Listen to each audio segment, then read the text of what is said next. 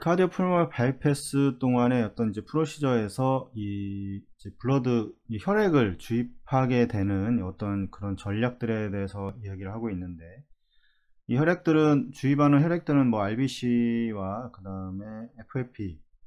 그 다음에 크라이오, 그 다음에 이제 뭐 플래틀리트, 뭐 이런 경우가 크게 네 가지로 나눌 수가 있을 겁니다. 그래서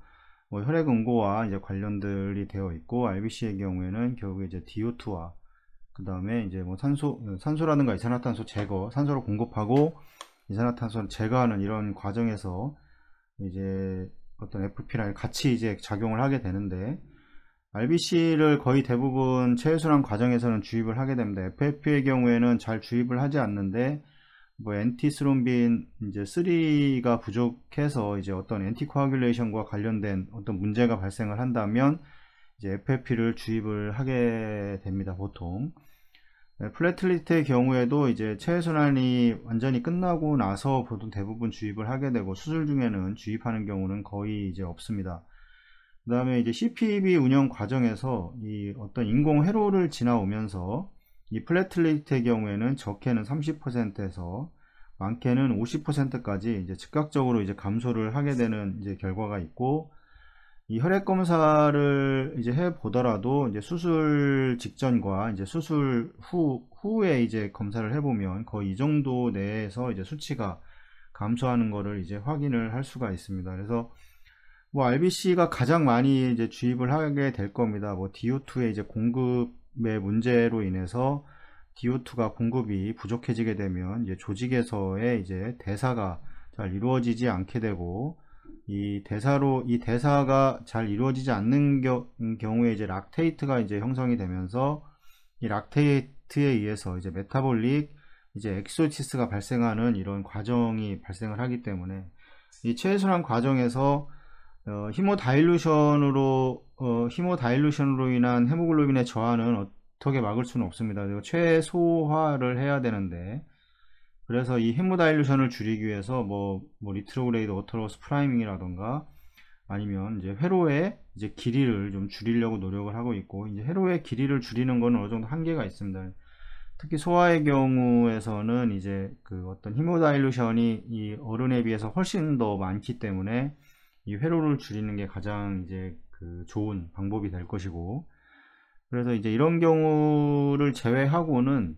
대부분의 수술에서 이제 RBC를 대부분 주입을 하게 됩니다. 이 CPB 중에는 뭐 CPB 이후에는 여러 가지 다 그 제재에 맞춰서 주입을 하게 되겠지만,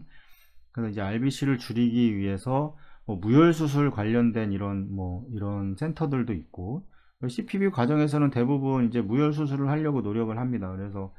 뭐 3개를 줘야 되는 거를 뭐 1개로 줄 수 있으면 이게 가장 좋은 거기 때문에, 뭐 아예 안 쓰겠다가 아니라 이 3개의 혈액이 각각 다른 사람의 혈액일 확률이 높기 때문에 어떤 뭐 문제가 발생할 수도 뭐 모르는 거고, 그 다음에 이제 수혈에 관련돼서 이제 어떤 그 주입 수혈을 시행하는 그 당사자의 어떤 실수로 인해서 뭐 ABO 타입이 뭐 바뀐다던가 이런 경우에서 이제 큰 사고가 발생할 수 있기 때문에, 뭐 3개를 줄 걸 1개로 줄이고 뭐 1개를 뭐 안 쓰게 되면 가장 좋은 그런 결과이랄 거라고 생각을 합니다. 이 RBC하고 이제 프로즌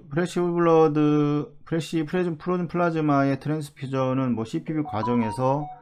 뭐 주입을 할 수가 있는 거고, 반면에 어떤 플래틀리트라던가 이제 이 크라이오의 경우에는 이 CPB 과정에서 어떤 그런 정해진 뭐 어떤 롤은 없습니다. 그래서 CPB 과정에서는 플래틀리트와 이제 크라이오는 거의 뭐 사용되는 경우가 없을 겁니다. 그래서 이거는 수술 후에 이제 필요에 따라서 이제 마취과에서 이제 사용을 하게 되는 거고, RBC의 경우 RBC를 주입하는 경우도 보통 체외순환 과정에서는 뭐 24%에서 25% 전후, 뭐 더 브로드하게는 22%에서 뭐 25%까지 잡고 있는데, 이 정도까지는 뭐 정상적으로 유지를 한다, 정상적으로 DO2의 공급이 좋다, 정상이다, 이렇게 얘기를 할 수가 있는 거고, 물론 이제 어떤 랩 결과를 보면서 확인을 해야 될 겁니다. 일반적으로는 이렇게 헤모글로빈이 낮아서 뭐 DO2가 충분한 DO2가 이제 어떤 크리티컬한 수준까지가 됐을 때는 이제 주입을 해야 되는 건데, 이제 그렇지 않다면 결국에는 이제 RBC의 경우는 DO2의 공급이 가장 우선이기 때문에 이거를 확인을 해서 이제 주입을 할지 안 할지를 이제 확인을 해서 이제 공급을 해야 되고, 무작정 헤모글로빈이 그냥 낮다고 그래서 이제 주입을 하는 거는 이제 아니라고 생각을 하고, 뭐 다른 이제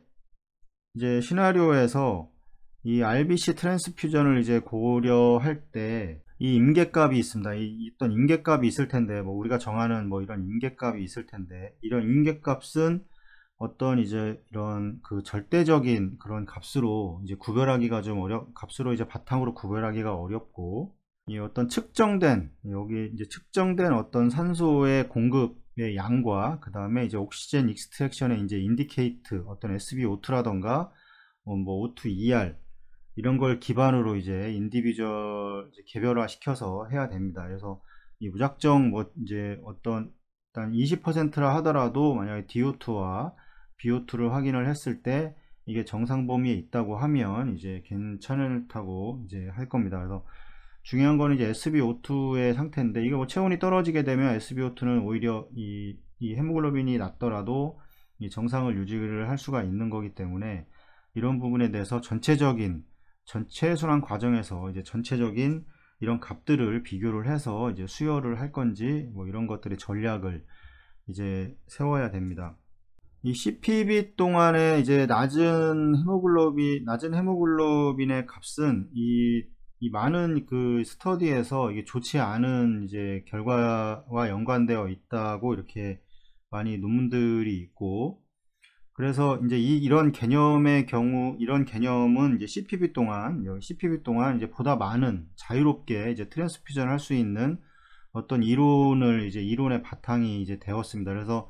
보통 RBC의 경우에는 이렇게 이 아웃컴이 헤모글로빈이 낮은 상태에서 그 체외순환을 하는 거는 좋지 않은 아웃컴이 있기 때문에 어떤 이제 리버럴하게 좀 더 자유롭게 이제 그 RBC를 주입할 수 있는 이런 이제 배경이 됐을 거고, 근데 하지만 이제 이런 과정에서 이제 이 체외순환 과정에서 이제 헤모글로빈이 낮다고 해서 혈액을 주입하는 것도 뭐 괜찮은 방법이긴 하지만, 이것보다 이제 펌프 플로우를 이제 증가시킴으로써 이제 그거를 좀 이제 보존을 해줄 수가 있습니다. 그래서 만약에 이제 헤모글로빈이 낮고 이제 낮은 상태에서 DO2에 문제가 있다고 뭐 판단이 된다면, 이제 펌프 플로우 자체를 더 높이 올려서 이제 그 조직에서의 산소의 그 공급 자체를 더 늘려주는 이런 방법으로도 이제 진행을 이제 할 수가 있고, FF의 경우에는 뭐 말씀드렸지만 수술 중에는 거의 이렇게 주입을 하지는 않습니다. 그래서 이 FF의 경우에는 이제 엔티스롬빈 3와 관련돼서 이제 어떤 엔티코아굴레이션 이런 문제와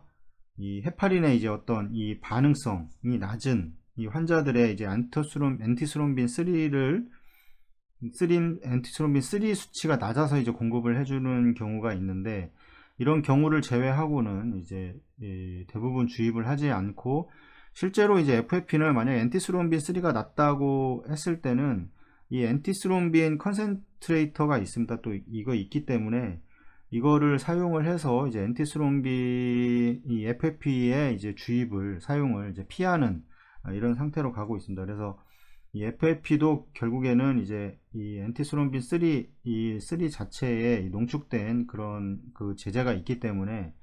이거를 사용을 해서 이제 FF도 거의 뭐 사용되는 일이 아마 거의 없을 겁니다. 저는 수술 중에 아주 오래전에는 좀 사용을 했었는데, 지금은 거의 뭐 사용되는 거를 제가 경험해 보지는 못했습니다.